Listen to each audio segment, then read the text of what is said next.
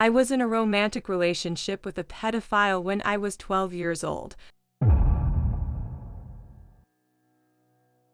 When I was 12 or 13 years old, I had what I thought was a romantic and sexual relationship with a man in his 20s.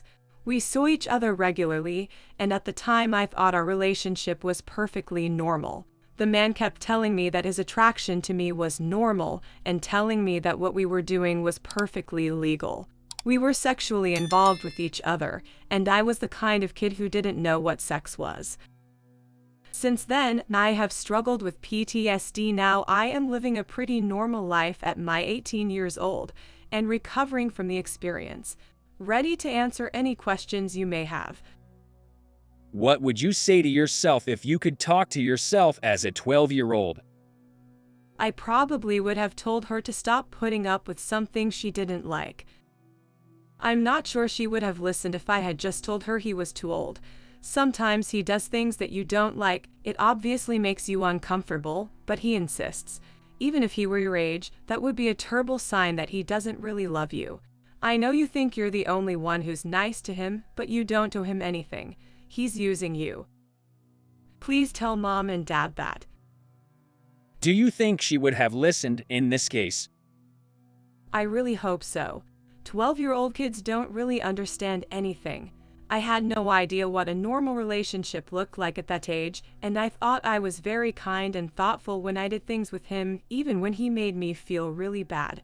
I really wish I had learned a little more at my age about relationships, sexy, and I could admit that our relationship was not normal. How did you meet him? Did your parents know about it? I met him through my older brother, who was 22 at the time.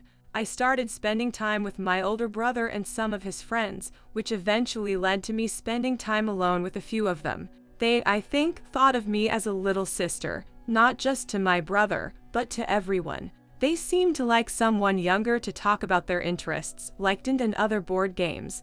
Eventually, the pedophile started asking me to meet in private, outside the group, which didn't seem odd to me at the time. My family didn't know about it. My father had his suspicions, but he believed that my brother and I would tell if something was going wrong. Eventually, he found out that a man had come into our house when I was home alone and yelled at me for not telling him or my mother. In my opinion, that was the least appropriate reaction he could show, and maybe for that reason I didn't tell anyone anything, because I was offended by it. In my childish mind, my father's anger meant that it was my fault and that I had done something wrong. I denied that anything had happened between us until I was 17, when I finally broke down and told him everything. He went into a mild depression filled with guilt for a while, but he's fine now. How did your brother react, being one of his so-called friends? He found out about it not long ago. He didn't find out until January, when he asked me why my mom said I was going to treatment. I said something like, "Remember X. He did some bad things to me when I was a kid, and a lot of things happened that shouldn't have happened." My brother stopped being friends with him shortly after I cut ties with the pedophile. For unrelated reasons, my brother moved away. I could tell the two were never very close. It was like X is friends with Y, who is friends with my brother, so they sometimes go out together. He was very sad and uncomfortable, but I don't think he feels any guilt. He shouldn't. Was he aggressive toward you when you were close? Do you hate him? Do you want him to die? It totally depends on what you call aggressive. He didn't do anything to me that would physically hurt me, but he completely ignored me when I tried to make it clear that I didn't like what we were doing. At first he did a lot of things without asking, and sometimes he would freak out when I said no and tried to get me to say yes. Did I hate him? Yes, definitely, but I also feel sorry for him, in a strange way. I think he was definitely mentally ill, and he seemed to have illusions of more than just a relationship. Do I want him dead? Well, it depends on my mood, especially when I'm angry or sad. Yes, I want him dead. On a normal day, when I'm completely calm, no. I don't really want him dead or tortured. I want him imprisoned or haunted by guilt. What was your new relationship like after that, and how was it different? My new relationship was with someone I trusted and loved, my childhood best friend. We became a couple at the age of 15.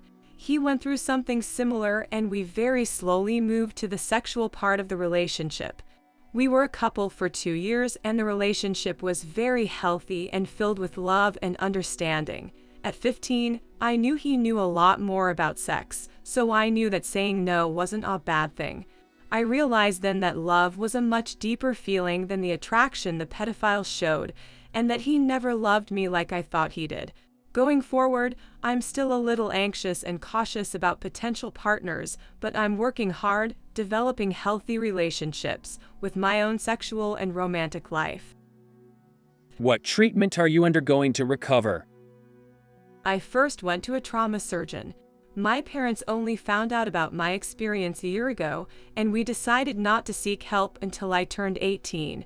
I turned 18 at the end of last year, and we have been looking for a good specialist to go to ever since.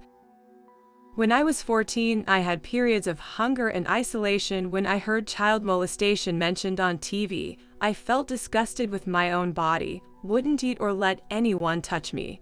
I started slowly, without leaving the room, purposefully exposing myself to it, which I have been doing for about 6 months now. Last November, I picked up a book by Vladimir Nabokov, Lolita, from the library and read it in 2 days. I cried a few times, but I really enjoyed this book. It is an extremely realistic look at the relationship between the abuser and the victim. My thesis project consisted of a huge essay about the book and how the world views pedophilia in general. I was proud of it. Also, I had a lot of conversations with my parents. I trust my father completely, and he has helped me a lot. He is very supportive and we can talk about it whenever I want to. I looked for other people with similar experiences to talk to about it and feel much less alone and messed up. This is such an amazing story. You are an incredibly strong person who has come a long way. You're doing the right thing by talking about yourself and your experiences. When I went through trauma surgery, I was told to do the same thing. Thank you. I saw through the whole process of exposing myself to triggers and decided it was worth it. I still occasionally react when an unexpected conversation about it comes up.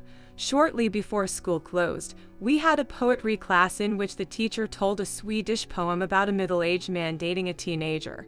He read it out loud and I cried a little, but I don't think anyone noticed. I hope things will be even better with me when I come to see a professional. How long has he been bullying you? Didn't you ever want to complain about him? The relationship itself lasted about 6 months. I broke up with him in the middle of the year when we met, and he got very angry. He started telling me that I was hurting him and aggravating his mental illness by not sleeping with him, and that God had told him that we were like-minded, so we should stay together and so on, for probably another 4 to 6 months. In the end, it ended with me threatening to tell him everything to his parents if he spoke to me even once.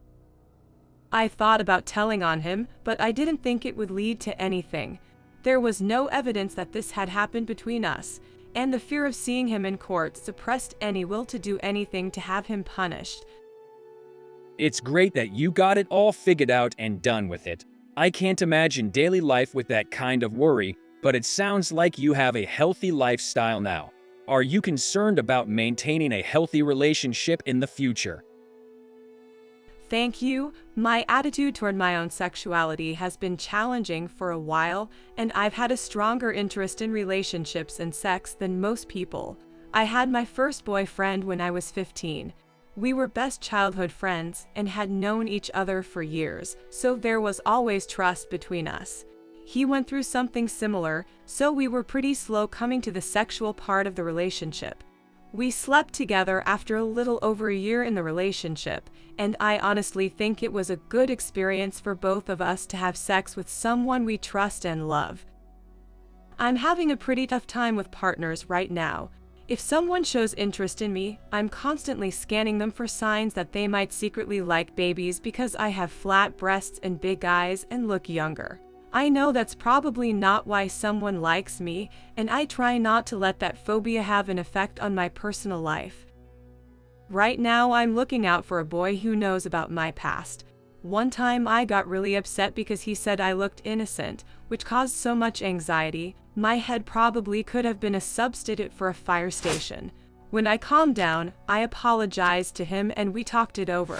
I've since talked to my parents about how to confront this phobia, and since then I've tried to suppress any reflex reaction in favor of simply saying, "I know you didn't mean to say something creepy, but it makes me feel a little uncomfortable." Or tried my best to ignore any such comment, thinking he didn't mean it. We are two adults. He or she is not a rapist. How are you doing now? I'm doing fine.